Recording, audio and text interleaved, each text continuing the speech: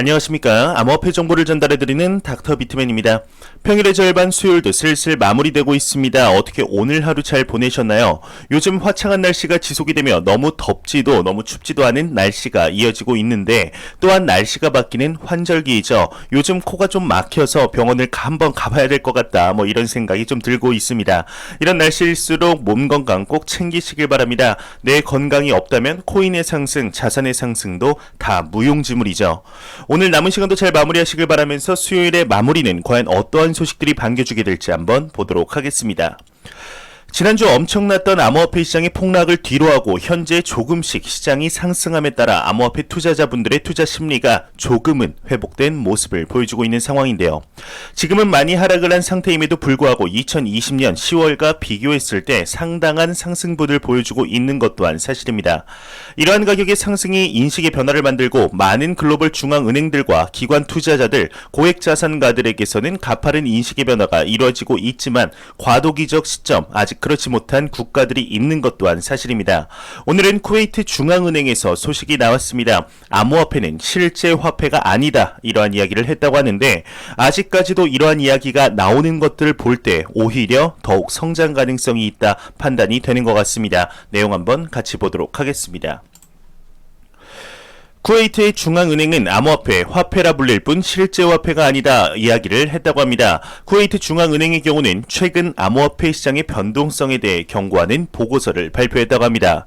쿠웨이트 중앙은행은 일반적으로 암호화폐라고 불리지만 암호화폐는 실제 화폐가 아니다 이야기를 하며 합법적인 국가만이 주권의 상징으로 실제 통화를 발행할 수 있다. 실제 통화는 중앙은행이나 금융기관 등에 의해 규제되며 신뢰할 수 있는 교환 매체 역할을 한다 설명을 했다고 합니다. 현재 암호화폐 시장이 걸어가는 길은 무엇인지 여러분들도 잘 아시리라 생각을 합니다. 2008년 리먼 브라더스 사태 이후 전 세계적 금융 위기 속 세계의 중앙은행들에 의해서 화폐의 발행이 이루어지며 중앙에 의해 통제되는 지금의 자본주의 사회를 시스템을 환멸을 느낀 나카모토 사토시에 의해 탈중앙화된 화폐인 비트코인이 탄생을 하였죠. 하지만 현재 걸어가고 있는 길은 최초 목적과는 조금은 다른 디지털 자산, 디지털 금으로서 자리를 잡아가며 글로벌적인 규제의 초점이 이에 맞춰지고 있는 것 또한 잘 아시리라 생각이 드는데요.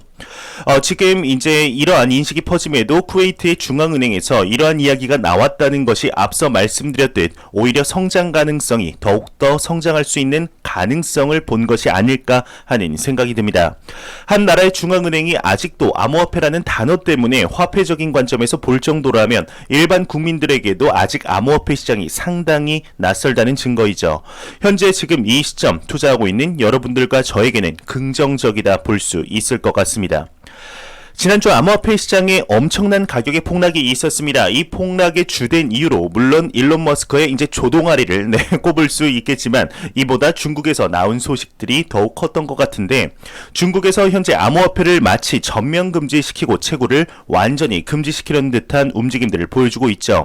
이러한 상황 속 오히려 이러한 중국의 금지 기조가 비트코인을 테스트할 기회다 언급한 인물이 있습니다. 어떠한 내용인지 한번 같이 보도록 하겠습니다. 바비 리의 경우는 중국 채굴 금지 비트코인 스트레스 테스트 기회이다 이야기를 했다고 합니다. 비트코인 재단 이사회 멤버이자 암호화폐 거래소 BTCC의 창업자인 바비 리의 경우는 한 컨퍼런스에서 중국이 채굴을 금지하면 이는 비트코인 네트워크에 좋은 스트레스 테스트 기회가 될 것이라고 설명을 했다고 합니다. 그러면서 그는 이들이 이제 할 일은 채굴 장비를 해외로 옮겨 다른 국가에서 채굴을 다시 시작하는 것이라고 부연 설명을 했다고 하는데 추가적으로 중국에 다수의 해시파워가 있다고 해서 비트코인을 중국이 통제하는 것이 아니다. 모두가 알고 있듯이 비트코인 채굴은 허가를 필요로 하지 않기 때문이다. 덧붙였다고 합니다. 현재 거의 모든 채굴 해시파워가 중국에 있다는 것 여러분들도 아실 겁니다. 오히려 이번 기회로 중국의 중앙화 현상이 사라져 단기적으로 안 좋아 보일 수 있지만 장기적인 측면 비트코인이 상당히 긍정적이다 보는 애널리스트들 또한 있는 것이 사실인데요. 중국의 이러한 기조가 앞으로 암호화폐 시장에 어떠한 영향을 미치게 될지 한번 지켜보도록 하겠습니다. 현재 암호화폐 시장의 경우는 폭락과 조정 그리고 다시 횡보와 회복을 반복하며 높은 변동성을 보여주고 있습니다. 이러한 변동폭 속 비트코인을 그럼에도 10만 달러 하나로 대략 1억 1천만 원을 향해 달려가고 있다 이야기를 하는 애널리스트가 나왔습니다. 어떤 내용인지 한번 같이 보도록 하겠습니다. 블룸버그의 마이크 맥글론은 비트코인은 조정에도 불구하고 여전히 10만 달러를 향해 가고 있다 이야기를 했다고 합니다. 블룸버그의 대표 상품 전략가 마이크 맥글론의 경우는 트위터를 통해서 비트코인의 대규모 조정으로 10만 달러에 도달하는 시기가 늦춰질지에 대해 의견을 나눴다고 하는데 여전히 그는 낙관적이라고 이야기를 했다고 합니다. 트위터를 통해 그는 비트코인은 조정에도 불구하고 여전히 10만 달러를 향해 가고 있다 이야기를 했다고 하는데요. 현재 암호화폐 시장의 경우는 너무나 초기 시장이죠. 아직 글로벌적인 큰 프레임워크조차 정해지지 않았을 뿐 아니라 현재 자산군으로서 자리를 잡아가고 있을 뿐이지 이 카테고리조차도 정확히 정해지지 않은 시장입니다. 현재 이제 막 제도권 안으로 들어가는 움직임 속 가격의 변동폭은 너무나 당연하다고 생각을 하는데요. 현재의 암호화폐 시장은 여러분들의 인생 속 몇 없는 기회의 장이라는 것을 잊지 않으셨으면 좋겠습니다. 지금 우리가 투자를 하는 이 시장은 절대로 단기적으로 볼 시장이 아닙니다. 장기적으로 보았을 때 여태까지 우리의 손으로 만질 수 없을 만한 자산을 소유하고 보유할 수 있는 기회의 장입니다. 이 기회를 기회라고 보실 수 있으셨으면 좋겠습니다. 절대로 단기적으로 보지 마시고 변동폭에 흔들리지 않으셨으면 좋겠습니다. 만약 제가 암호화폐 시장에 대하여 손절을 친다면 이는 암호화폐 시장이 정말 끝이 날 만한 기사들, 글로벌적으로 미국에서 또한 암호화폐 금지 법안을 통과시키고 채굴 금지 법안을 통과시키고 BIS, IMF, 유럽연합 등등 이제 글로벌 기관들에서 또한 암호화폐 시장을 완전히 사회 악으로 규정을 하며 더 이상 펀더멘탈 내재 가치가 없다라고 판단이 들었을 때는 오랫동안 있어 왔던 시장이지만 냉정하게 바로 매도 버튼을 누를 것입니다. 그리고 슬퍼할 것 같습니다. 이렇게 엄청난 성장세가 눈에 보이는 투자군을 잃었다는 사실에 현존하는 모든 자산군 중 가장 높은 내재 가치를 지닌 시장을 잃었다는 사실에 참 답답할 것 같습니다. 하지만 현재 암호화폐 시장은 이럴 가능성이 단 1%도 없다고 확신합니다. 모든 것의 확신은 이제 하면 안 되겠지만 암호화폐 시장 측면 지금보다 더욱 성장하며 확장돼 나갈 것이라는 것은 100%의 확신이 있습니다. 그렇게 가격의 변동폭에도 물론 지난주 수요일은 참 무서웠죠. 하지만 매도 버튼으로 이제 손가락이 가지 않았던 것인데요. 현재의 암호화폐 시장과 현재의 암호화폐 가격을 보지 마시고 3년 뒤, 5년 뒤, 10년 뒤 암호화폐 시장이 얼마나 성장해 있을지 이를 위주로 보시고 공부하셨으면 좋겠습니다. 절대로 시장을 이기려 하지 마시고 시장과 같이 걸어 나아가는 투자를 하시다 보면 확장되어 있는 시장과 더불어 성장해 있는 여러분들의 자산을 보실 수 있으리라 생각합니다. 암호화폐 시장에 대해서 공부하시다 보면 지금 이만한 내재 가치가 있는 시장에 투자를 하고 있다는 사실 자체가 즐거워질 때가 있으실 겁니다. 절대로 목돈이 아닌 경제적 자유를 갈망하며 큰 꿈을 가지시길 진심으로 바라보겠습니다. 최근 암호화폐 시장이 제도권 안으로 들어가고 있는 내용들이 많이 나오는 것 같습니다. 그 중에서도 미국에서 소식이 많이 나오고 있는데 미국의 경우 미 재무장관과 바이든 대통령이 4월 중순까지 암호화폐 시장을 상당히 싫어하며 배척하려는 모습을 보여주었지만 미 SEC의 새로운 위원장 갠슬러의 취임 이후 180도 바뀐 행보를 보여주고 있습니다. 이를 시작으로 미국의 수많은 주에서 암호화폐 시장에 관한 내용들이 나오고 있는데 얼마 전 미국의 네브래스카 주에서 암호화폐 시스템 제공 을 합법화하는 법안이 제안이 되었었습니다. 이 법안이 의회에 통과가 되었다는 내용 전달해 드렸었는데 이제는 최종 통과가 되었다는 내용이 나왔습니다. 이제 슬슬 시작이라는 느낌 안 드시나요? 내용 같이 한번 보도록 하겠습니다. 미 네브래스카주의 경우는 은행 암호화폐 서비스 제공 법안 최종 서명에 이뤄졌다고 합니다. 미국 네브래스카 현지 미디어에 따르면 네브래스카주 지사 이제 피트 리케츠의 경우는 현지 은행의 암호화폐 서비스 제공을 합법화하는 내용의 649호 법안에 서명을 했다고 합니다. 이에 따라서 네브래스카주 소재의 은행들은 비트코인 및 기타 디지털 자산을 소유한 고객들에게 서비스를 제공할 수 있다고 하는데 이제부터 시작인 것일까요? 미국에서 나온 내용은 이뿐만이 아닙니다. 미국의 콜로라도 주지사가 암호화폐에 관련하여 이야기를 했다고 하는데요. 자산이 아닌 화폐로서의 암호화폐도 긍정적으로 보는 것 같습니다. 어떠한 내용인지 한번 보도록 하겠습니다. 미 콜로라도 주지사는 암호화폐를 이용한 납세에 긍정적으로 이렇게 대답을 했다고 합니다. 콜로라도 주지사인 제리드 폴리스의 경우는 주민들의 암호화폐를 이용한 납세에 대해서 긍정적으로 평가를 했다고 하는데요. 코인데스크 주최로 열린 컨센서스 2021에서 주민들이 암호화폐로 세금을 납세하는 날이 곧 오기를 원한다 이야기를 했다고 합니다. 미국의 수많은 주들이 현재 암호화폐 시장에 상당히 긍정적이라는 것을 확인할 수가 있는 것 같습니다. 이러한 미국의 주 상황들에 맞춰 미 재무부에서도 바이든 행정부의 암호화폐 관련 리스크를 보고했다고 하는데요. 가파른 논의가 이루어지며 규제를 잡으려는 모습들이 눈에 띄는 것 같은데 어떠한 내용인지 한번 같이 보도록 하겠습니다. 미 재무부는 바이든 행정부의 암호화폐 관련 리스크를 보고했다고 합니다. 바이든 행정부의 경우는 미 재무부로부터 암호화폐 관련 리스크에 대해서 보고를 받았다고 합니다.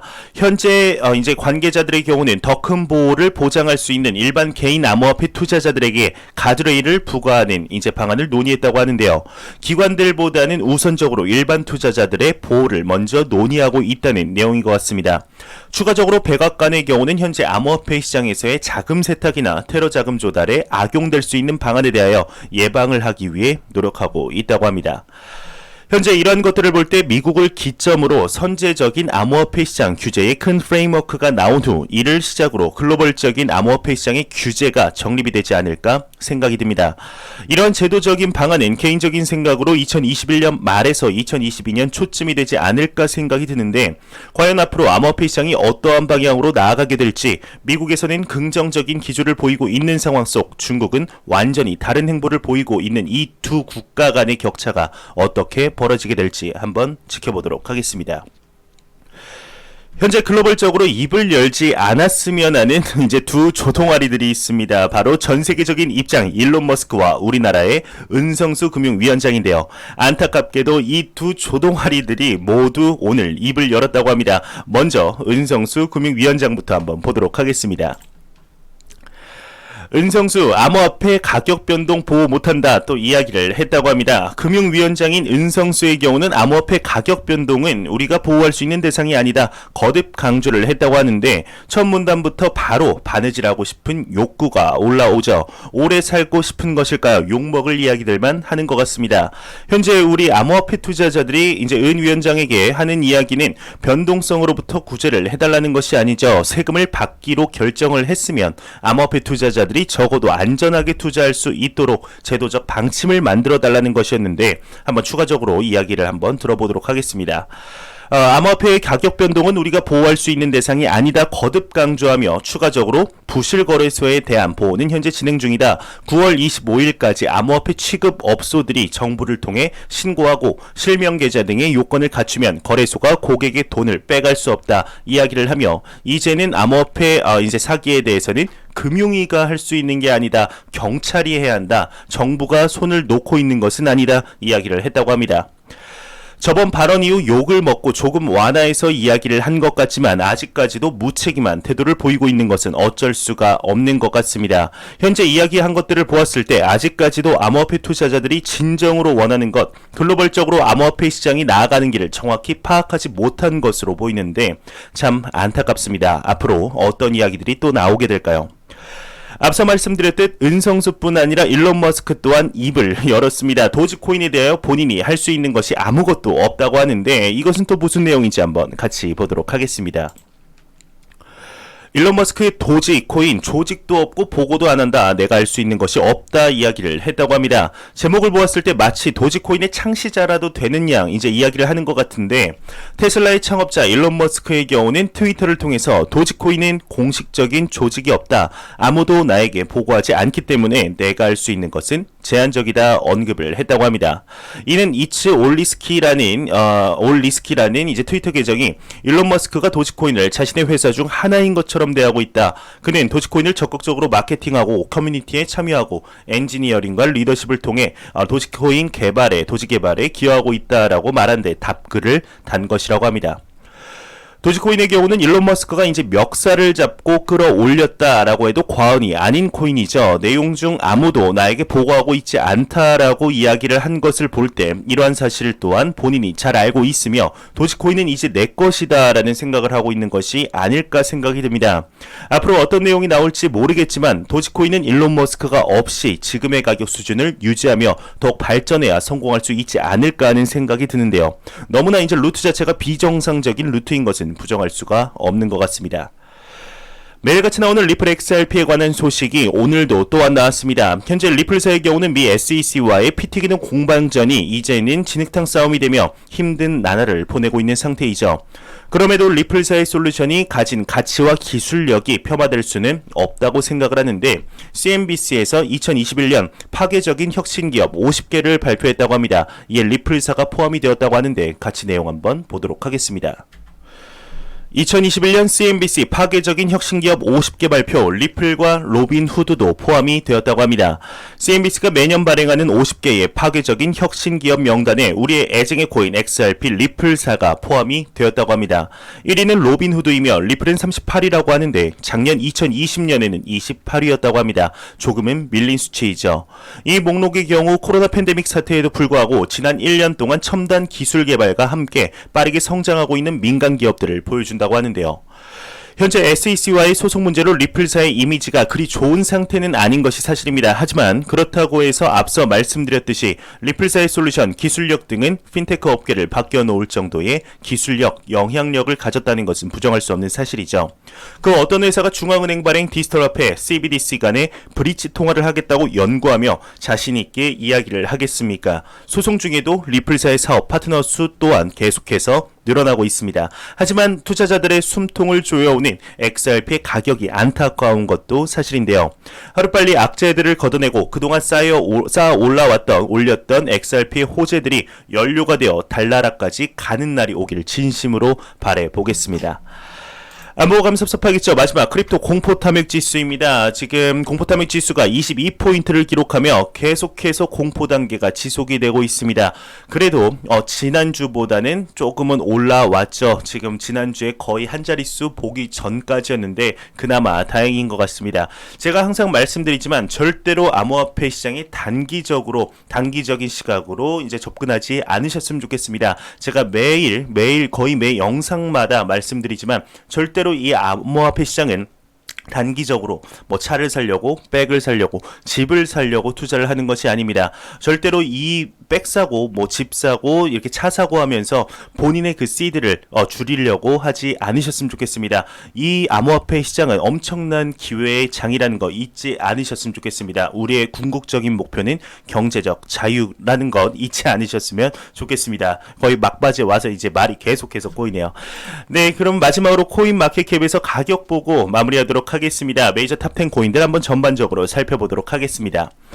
네, 비트코인의 경우는 지금 이제 어제 대비 3.61% 상승했습니다. 4,510만원대. 2위의 이더리움의 경우는 7.6% 상승하며 320만원대. 3위의 테더는 환율이죠. 1119원대로 환율이 조금 낮아졌습니다. 바이낸스 코인 같은 경우 BNB에는 5.23% 상승하며 41만 9천원대. 우리의 애증의 코인 시가총액 6위 도지를 이제 지나쳤네요. 도지를 넘겼네요. 네, 지금 2.58% 상승하며 1176원대. 비트코인의 도미넌스는 42.9%로 40%대를 계속 유지를 하며 이더리움의 도미넌스는 19%로 암호화폐 시장이 매우 강력한 비트코인, 이더리움의 시가총액 점유율을 볼 수가 있겠습니다. 제가 준비한 소식은 여기까지입니다. 영상이 도움이 되셨다면 구독과 좋아요 그리고 광고 한 편만 처음부터 끝까지 시청해 주시기 바랍니다. 이 채널은 오직 광고 수익으로 운영이 되게 됩니다. 항상 영상 시청해 주시는 시청자분들, 구독자분들 너무나 감사합니다. 저는 다음 영상으로 찾아뵙도록 하겠습니다. 지금까지 닥터 비트맨이었습니다. 감사합니다.